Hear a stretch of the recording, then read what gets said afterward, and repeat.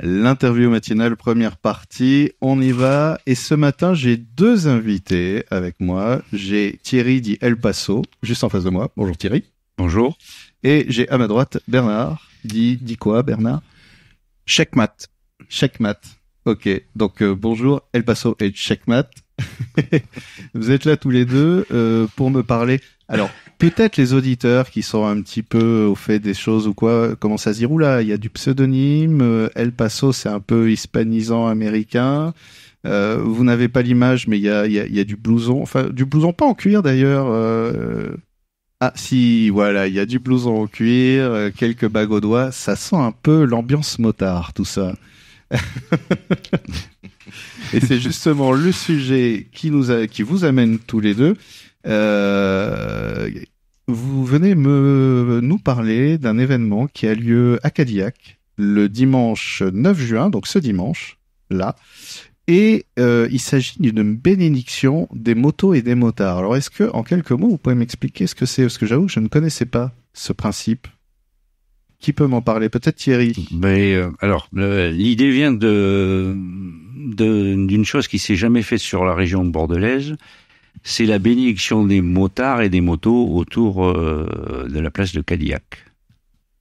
Alors, tu me disais, c'est une idée, mais on en parlera un peu plus en détail. C'est une idée qui est née dans un bar, dans une discussion avec Cathy, c'est ça, je crois? C'est ça. Alors en fait, comme tous les motards, après une expédition en moto, on se retrouve pour déguster un verre, voire manger, et avec mon ami Cathy, on se posait la question, c'est de comment rassembler les motards autour d'un sujet et puis prendre du temps pour se rencontrer. Et l'idée est venue, c'est que dans chaque village, il y a un clocher. Et on s'est dit, mais pourquoi pas faire une bénédiction des motos, sachant que il y a une bénédiction qui se fait à Lourdes, et on se disait, pourquoi pas essayer d'imaginer la même chose sur la région. Et puis à Cadillac, en plus, un nom qui est très Cadillac, quoi. Comme disait le grand poète, Cadillac, il était comme ça. Ah, si tu viens sur la partie de Johnny Hallyday, tu vas me combler. Et donc cet événement a été organisé sur l'idée de rassembler les motards, c'est-à-dire que l'idée c'est qu'on n'est pas dans une bande de bikers Harley qui décident de faire leurs choses un peu entre eux ou quoi. D'ailleurs, c'est pas tellement ça l'univers motard. C'est plutôt on en parlait parce que j'essaye de comprendre, parce que moi j'ai pas de moto, j'ai même jamais eu de mobilette, donc c'est peut-être une frustration, je ne sais pas. Et je me disais qu'est-ce qui fait que oui, il y a quelque chose de singulier dans l'esprit motard. C'est pas juste utilitaire une moto en fait, c'est autre chose. Je crois qu'aujourd'hui la moto c'est encore un instant de liberté dans ce monde aujourd'hui, la liberté de la moto et du motard. C'est vivre en plein air, retrouver le sens des odeurs, du bruit, enfin du son, parce qu'en moto on dit pas un bruit, on dit un son. Chaque moto a sa particularité, que ça soit des japonaises, que ça soit des italiennes, que ça soit des Harley, ou ça soit voilà, chaque moto, je pense que même le public sait reconnaître une moto qui arrive. Oui, c'est vrai que c'est un peu alors on va faire une comparaison avec les voitures. Aujourd'hui, dans les voitures, on a quelque chose de plus en plus normé qui voilà, on a tous à peu près, on voit beaucoup de SUV avec des moteurs qui sont le plus silencieux possible, avec un aspect assez utilitaire, des formes les plus génériques possibles. En fait, c'est de plus en plus dur aujourd'hui de distinguer certains véhicules d'autres. Il suffit que des directeurs design changent, passent de Peugeot à Renault pour qu'on croie que la dernière Renault c'est une Peugeot. Enfin, ça devient compliqué. Les motos, effectivement, on les reconnaît tout de suite. On sait que ça c'est une Ducati. On sait que ça c'est une Harley. Et même quand Harley faisait des Sportster ou voilà, non, c'est pas une Mostro quoi. Enfin, on voit tout de suite la différence. Et ça garde encore cette spécificité aujourd'hui, ou il y a une petite envie d'une uniformisation dans le monde de la moto malgré tout? Mais je pense que non, parce que c'est la moto, c'est un objet personnel, c'est un bébé. D'ailleurs, chaque motard donne un nom à sa moto, et ce qui fait que c'est une façon d'être en dehors du temps, en dehors de la norme. La liberté. Alors, je reviens toujours à ce mot liberté. Voilà. Et c'est vrai que la moto, c'est pas un achat raisonnable déjà en soi. C'est pas un achat raison parce qu'une moto, ça coûte quand même au moins le prix d'une voiture. Sauf qu'on peut déplacer qu'une ou deux personnes. Pour les bagages, c'est compliqué. Quand il pleut, on est mouillé. Mais quelle drôle d'idée vous avez de rouler à moto en fait. On adore ce qui est compliqué. Ou ce qui n'est pas simple plutôt. Compliqué non, en fait c'est un état d'esprit. Puis il y a des motards pour tout. Il y a des motards de prairie, il y a des motards qui roulent toute l'année, il y a des motards qui utilisent la moto parce que c'est conciliant pour eux pour aller travailler, c'est plus souple, c'est plus agréable. Mais autant de motos que de motards. Ouais. Il n'y a pas de normes. Alors vous deux, c'est quoi vos motos d'ailleurs? Tiens, on n'en a pas parlé. Alors moi, je roule avec un Fat Bob de chez Harley, un 1750 de 2022. D'accord. Oh, tout récent alors. Et c'était quoi avant? Alors, tout récent, oui, mais je fais 64 000 km en 2 ans. Ah, c'est beaucoup ça. Non, c'est un plaisir. Et toi Bernard du coup? Alors moi je roule en Harley, c'est une moto particulière puisque c'est un trike, c'est-à-dire qu'en fait c'est une moto à 3 roues. Mais c'est à 2 roues normalement une moto. Une moto, voilà, c'est pour ça que certains motards ne considèrent pas ma titine comme une moto. Oui. Ah ouais. Mais moi ça me dérange pas et mes amis, tous ceux avec qui je roule, je pense pas que ça leur pose un problème particulier non plus. Voilà, c'est une moto qui permet de faire de la route en toute tranquillité, en toute sûreté. Et puis pour le passager, la passagère, c'est quand même aussi très agréable.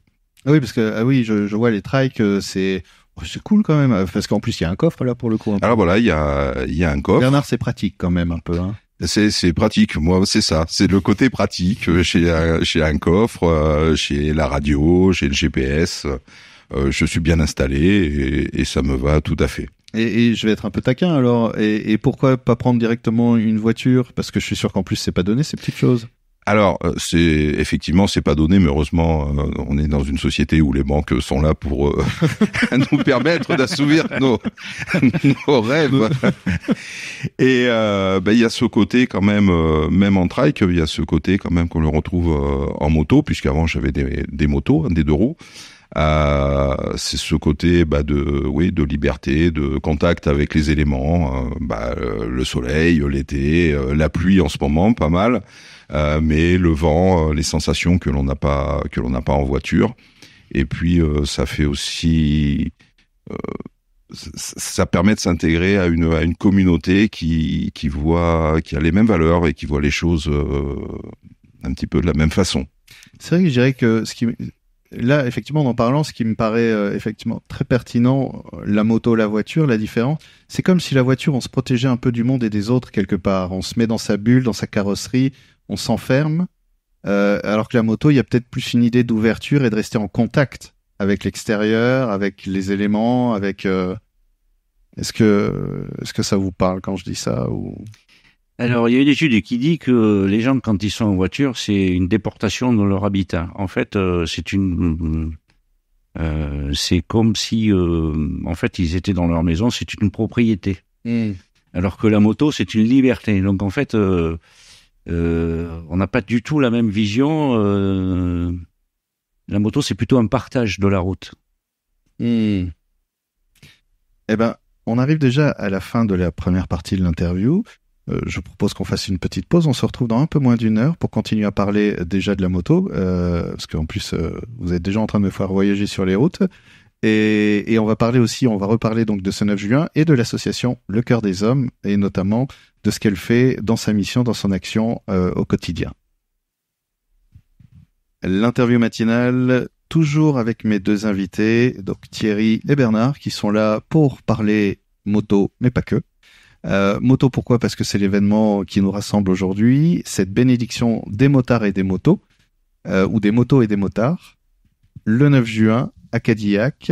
L'idée autour de cet événement, c'est surtout de rassembler les motards qui ont envie de se réunir, pas simplement en buvant un coup dans un bar ou en mangeant dans un resto, mais justement autour d'une initiative qui est assez positive, c'est-à-dire bénir une moto, un motard, c'est l'idée, enfin moi c'est ce que j'en vois, c'est l'idée de lui souhaiter bon vent, de l'accompagner et de lui donner un peu, finalement, j'ai pas le mot exact, aidez-moi. C'est quoi en fait l'idée? Qu'est-ce que ça pourrait... Alors d'abord, pour revenir sur le moto, la bénédiction des motos et du motard. Le moto et le motard ne sont qu'un couple. L'un sans l'autre, ça fonctionne pas. Après, c'est réunir les gens. Moi je dis toujours, c'est une expression, remettre le clocher au milieu du village. Voilà. Donc c'est un endroit où il nous semblait qu'on pouvait réunir dans la bienveillance, la bonne humeur et puis l'égrégore des motards. Voilà. Tu parles de remettre le clocher au milieu du village. Ce que ça évoque pour moi, c'est cette idée que effectivement, on parle beaucoup de la quête de sens aujourd'hui, de la perte de sens des choses. Et c'est-à-dire, au-delà des églises, retrouver quelque chose qui fait sens, qui nous anime, et quelque part se reconnecter à quelque chose d'un peu plus grand que notre quotidien Netflix, bière, coca et course au supermarché le week-end, j'ai envie de dire. Est-ce que... Oula. Alors là, on va rentrer dans un spectre qui dit est-ce que c'est du sacré ou est-ce que c'est du spirituel? Alors, je dirais que les motards, il y a les deux. Il y a le sacré et le spirituel. Donc, en fait, peu importe les motards qui vont venir, est-ce qu'ils sont croyants ou est-ce qu'ils croient à une forme, le sujet est pas là. Le sujet, c'est de dire on n'est pas dans le sacré, on est dans le spirituel. Donc, connectons-nous à quelque chose, peu importe. Voilà, c'était l'idée. Et c'est l'idée toujours. Et connectons-nous les uns et les autres et découvrons-nous comme ça, venus de toute la Gironde, voire d'ailleurs, à Cadillac pour cet événement. Après, on peut venir, il y a une messe à 10h, on peut y venir ou boire un café en attendant, retrouver les copains ou futurs copains motards qu'on va connaître à ce moment-là. Et il y a aussi cette association, Le Cœur des Hommes. Alors l'association Le Cœur des Hommes, je crois que l'idée c'est d'améliorer le quotidien des enfants hospitalisés, c'est ça? Oui, c'est une association qui va fêter ses 7 ans au mois de juillet et qui, par le biais de différentes manifestations au cours de l'année, récupère des fonds pour venir en appui. En l'occurrence ici, c'est l'hôpital Abadi qui reçoit des enfants et de jeunes adolescents qui sont soit en très grande détresse avec tentative de suicide, des enfants anorexiques ou boulimiques. Et donc l'association Le Cœur des Hommes permet à l'hôpital Abadi justement de financer. Nous finançons donc des projets de cet hôpital. Ce sont des ateliers qui tournent autour du goût. Nous fournissons également des objets plus ludiques, jeux de société, livres, DVD, car il faut savoir qu'une partie de ces enfants ou adolescents restent en milieu hospitalier pour des durées qui peuvent aller jusqu'à 3, 4 mois, 5 mois, et ils ne sortent pas de cet hôpital. Donc pour nous, c'est une façon en fait de les aider dans leur vie quotidienne, où ils sont loin de leur famille et où c'est pas forcément facile pour eux. Des interviews que je peux accueillir, j'observe, j'ai l'impression quelque chose que je trouve un petit peu assez triste en fait, c'est que cette génération aujourd'hui, enfants, adolescents, a été pas mal secouée justement, et il y a une montée en puissance de la détresse. Ce qui est assez terrible parce que finalement les enfants d'aujourd'hui sont quand même les adultes de demain et est-ce que toi c'est quelque chose avec l'hôpital Abadi qu'on observe ou Alors l'hôpital Abadi, il faut savoir que c'est la seule structure qui accueille ce type d'enfants dans le Grand Sud-Ouest. Il y a une très forte demande, effectivement, et il y a peu de place. Et à la limite des associations comme la nôtre, comme les Restos du Cœur, comme tout ça, ça me fait toujours de la peine que ça existe dans un État comme le nôtre, qui devrait normalement pourvoir aux besoins de la population. Oui, c'est ça. Elles sont nécessaires, ces associations, et on aimerait bien qu'elles ne le soient pas. En fait, c'est tout le paradoxe. On préférait que de ne pas exister plutôt que d'être obligé d'agir. Et Dieu sait qu'il y a de gros besoins. On parlait de liberté tout à l'heure par rapport à la moto. Justement, cette liberté, elle est précieuse en ce moment. Elle aussi, on essaye d'en prendre soin. Comment, tous les deux, ça fait quelques années que vous êtes dans le monde de la moto, quand même.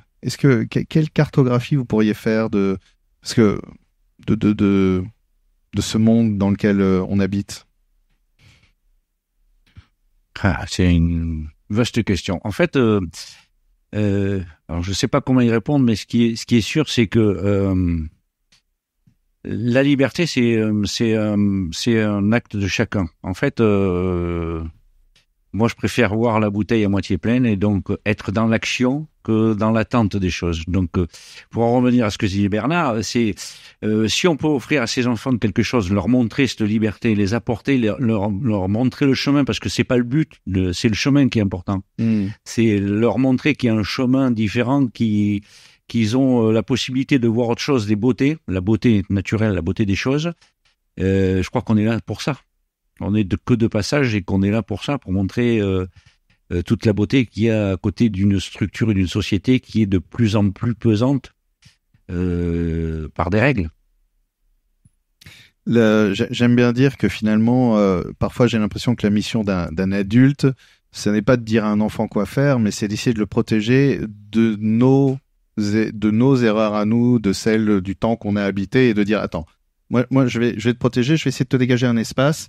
Et toi, tu vas inventer des choses, tu vas créer. Je vais peut-être pas comprendre ce que tu fais, mais ça, c'est peut-être bon signe d'ailleurs, parce que ça veut dire que tu inventes un truc nouveau. Je sais pas. Oui, l'adulte, c'est le partage de son expérience, c'est la transmission de ce qu'il a appris.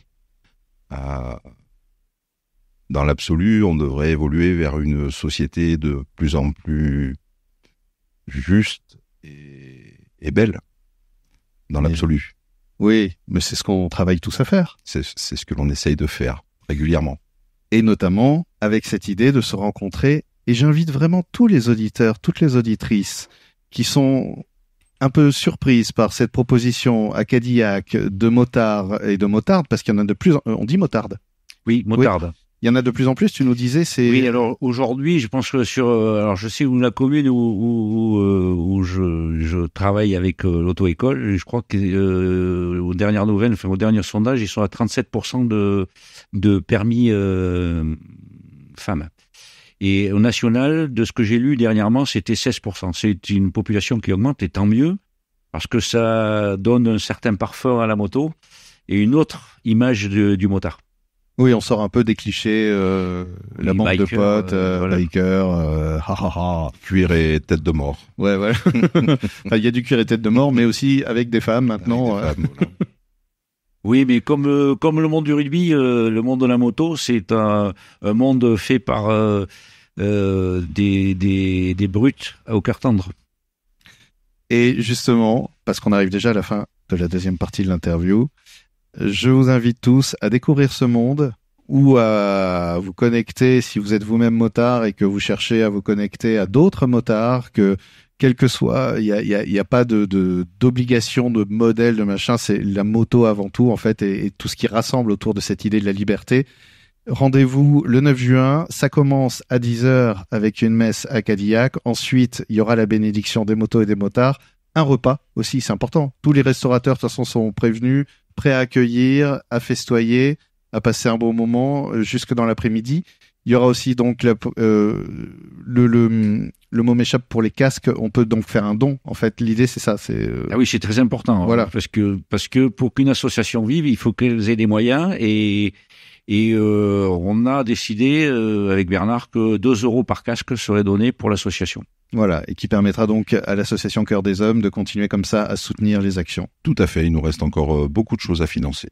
Il y a des grands projets comme ça?